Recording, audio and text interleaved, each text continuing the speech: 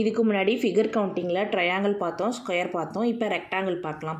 இந்த மாதிரி ஒரு ஃபிகர் கொடுத்துட்டு இதில் எத்தனை ரெக்டாங்கிள் இருக்குன்னா ஈஸியாக கண்டுபிடிச்சிடலாம். ஃபஸ்ட்டு கீழே எத்தனை லேயர் இருக்குதுன்னு பார்க்கலாம். 1 2 3 இருக்குது. அப்போ என்னென்னா 1 2 3 இருக்குது, 3 இருக்குது. அதே மாதிரி இந்த சைடு 1 2 3 இருக்குது.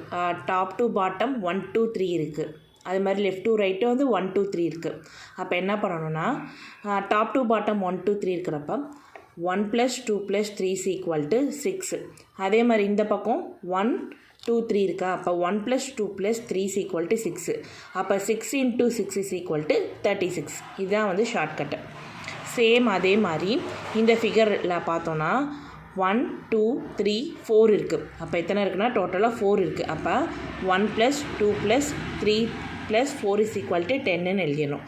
சேம் அதே மாதிரி லெஃப்ட் டு ரைட் பார்த்தோன்னா 1 2 3 இருக்குது. அப்போ 1 + 2 + 3 = 6. அப்போ 10 × 6 = 60 வந்து ஆன்சர்.